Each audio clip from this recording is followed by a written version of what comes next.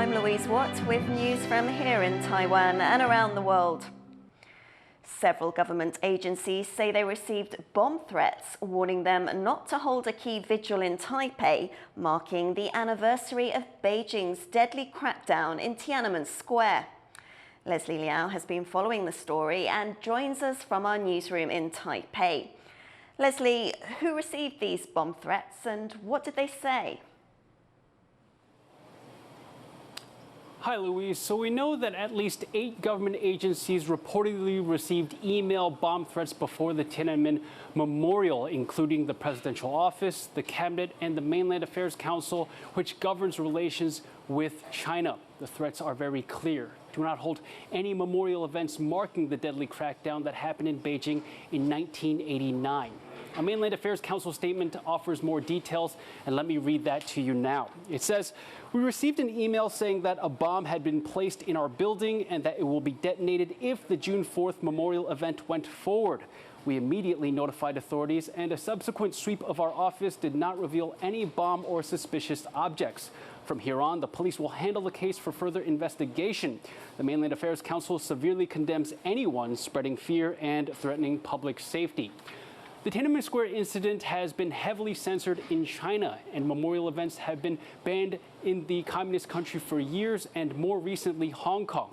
Now, Taipei police have told TaiwanPlus that they are indeed looking into the bomb threats, but have not provided any further details.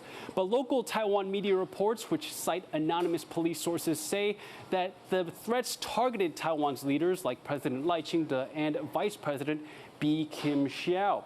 And the sender also warned that if the event went forward, not only would they detonate bombs, but they would go down to the event and commit a shooting.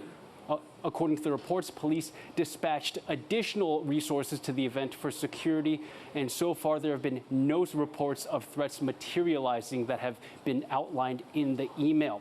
Now, according to the police, their investigation shows that at least a few of the emails were sent from the same sender and that they originated from an IP address in the United States, but they're not ruling out that the sender may have used a VPN to change their IP address. This is an ongoing investigation, and more details will soon come. Thanks, Leslie, for that. And we'll bring you updates as and when we get them. Last night's commemorations of Tiananmen Square brought together survivors of that crackdown, as well as Uyghur, Tibetan, and Hong Kong activists in exile. As Rick Lauert now reports, remembering the massacre is becoming increasingly important here in Taiwan. Remembering those who died in pursuit of democracy. In the centre of Taipei, hundreds gather to commemorate the 36th anniversary of Tiananmen Square. Also known by its date, June 4th, that day, a democracy movement in China was brutally oppressed by Chinese soldiers opening fire on crowds. 我们知道，就是之前这个6·4天安门事件这个事情，其实对整个台湾来说，应该是说对整个中国大陆来说，是一个记忆。那可是经过了这么多年，就是中国共产党这边，他们把这个记忆给抹杀掉了。就是纪念6·4，然后希望中国有一天可以民主化，因为我认为说民主自由是一个普世价值。那我们应该要去纪念在世界各地为了争取这个价值而牺牲的人们。我会觉得说6·4算是一个很重要的民主历程，在对于我香港还是中国来讲的话，甚至我觉得应该说全世界也应该都是同样的，因为民主自由，然后人权的话，应该都是无分国籍的。 Taiwan is now the only place in the Chinese-speaking world with large public vigils commemorating Tiananmen Square. Every year, hundreds of people gather here in the heart of the capital, Taipei, to mark the anniversary of Beijing's brutal crackdown at Tiananmen Square. It's an event that's taking on added resonance in recent years, as commemorations like this are still taboo in mainland China and now impossible in Hong Kong. For decades, Hong Kong's Victoria Park looked like this on June 4th, with as many as hundreds of thousands of people gathering to mark a date scratched from history just across the border in mainland China. But this year, even holding a white flower meant being taken away by national security police. A new normal here after Beijing cracked down on the once semi-autonomous territory after mass pro-democracy protests.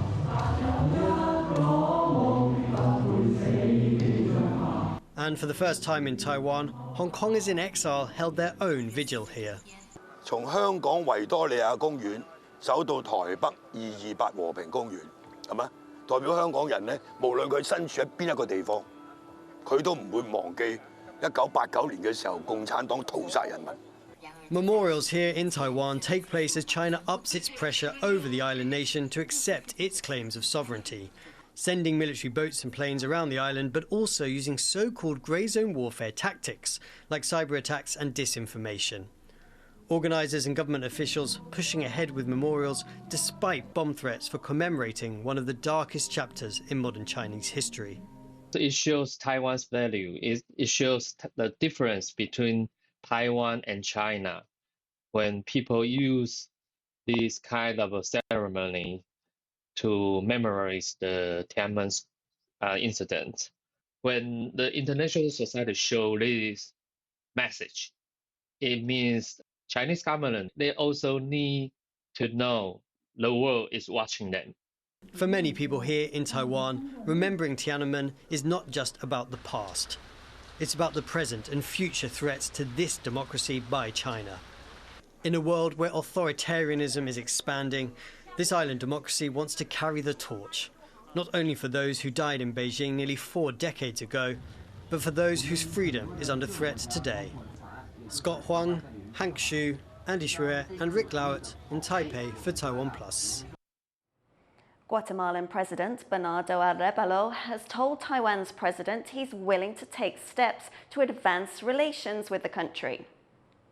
Porque nos toca en este momento dar un nuevo paso en la construcción de las relaciones entre nuestros países. La relación entre Guatemala y la República de China Taiwán ha avanzado de forma importante. President Arévalo is on his first state visit to Taiwan since taking office last year. He's accompanied by Guatemala's foreign minister, economy minister and other officials. Arévalo says he plans to advance strategic ties with Taiwan in sectors including education, agriculture and technology. President Lai Ching-te says Taiwan will continue to expand cooperation with Guatemala as well. 未来，台湾和瓜地马拉将会在互惠互助的基础上，持续推动符合国际趋势的计划。 Guatemala is one of Taiwan's 12 remaining diplomatic allies and has faced pressure from Beijing to sever ties with Taipei. The Trump administration is renegotiating some Biden-era grants to semiconductor firms, suggesting they may be overly generous. At a Wednesday hearing, US Commerce Secretary Howard Lutnick pointed to Taiwanese semiconductor giant TSMC's increased investment in the US as an example of successful renegotiation. The company initially pledged $65 billion, which it later increased to $165 billion. TSMC declined to comment on Lutnick's statement. Former US President Joe Biden signed the CHIPS Act into law in 2022, setting aside more than $50 billion to attract chip firms to invest in US-based research and production. US President Donald Trump and Russian President Vladimir Putin have spoken for over an hour, discussing issues from the war in Ukraine to Iran's nuclear weapons program. Trump says Putin has vowed to hit back at Ukraine after a surprise drone attack on Russian warplanes. He says the conversation was positive, but that it won't lead to immediate peace. The Kremlin has confirmed the call. The US has used its veto power to block a UN Security Council resolution calling for an immediate, unconditional ceasefire in Gaza. The United States has been clear. We would not support any measure that fails to condemn Hamas and does not call for Hamas to disarm and leave Gaza. The resolution had called for the release of all hostages held by Hamas and the lifting of restrictions on aid to Gaza. Israel has thanked the US, while the Palestinian permanent observer to the UN said the resolution had made minimal demands and called the US veto unfortunate. This is the fifth UN resolution on Gaza the US has blocked since the start of the Israel-Hamas war in 2023. Japanese firm iSpace is looking to become Asia's first private company to make it to the moon. Its lander has been traveling through space for over 4 months to prepare for this moment. On board is also Taiwan's first ever lunar device. Joy Sung brings us the latest from Tokyo.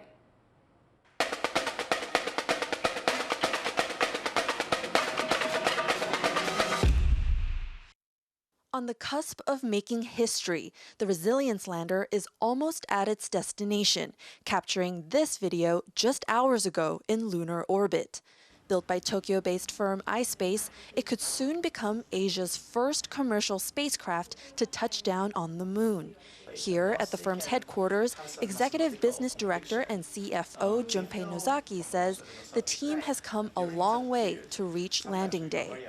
We are really excited about that, and we are very proud about our kind of progress coming so far. But at the same time, also very nervous, to be honest, right? With Resilience, iSpace is hoping to redeem itself after its first lander crashed on the moon in 2023. We could not complete the landing on the lunar surface. This time, Nozaki says they've learned from what went wrong and adjusted their approach.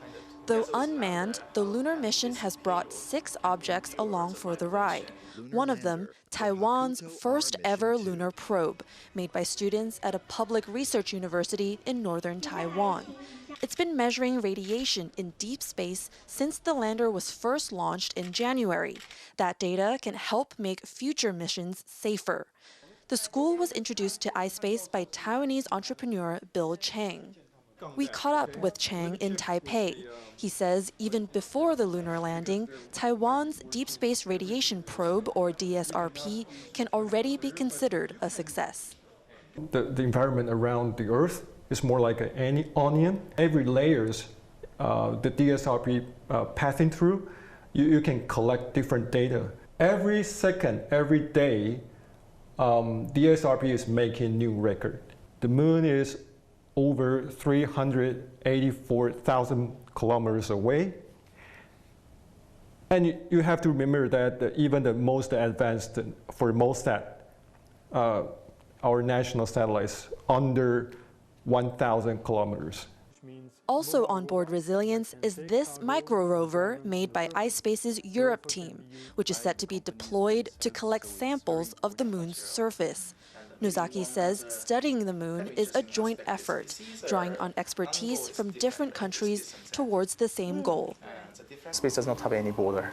And also the space demand is, we don't believe that it's coming from a single country in a kind of a sufficient basis at this moment. Rather, especially this next 10 or 20 years, it's starting from all global countries. And each country needs to collaborate. And to get to iSpace's vision for a bustling space economy, it starts with a landing. Lunar landings are about defying the odds. Statistically, more than half of all moon landing attempts don't make it.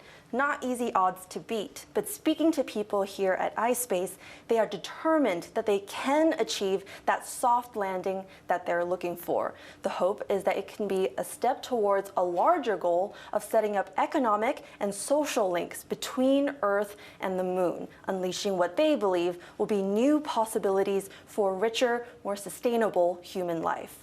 Eason Chen and Joyce Sun in Tokyo for TaiwanPlus. And join us tomorrow as we follow iSpace's moon landing attempt. Thank you for watching What's Up Taiwan. You can visit the TaiwanPlus website or follow our social media for more stories from Taiwan and around the world. Finally, it's off to a garden in Moscow. I'm Louise Watt. Join us next time.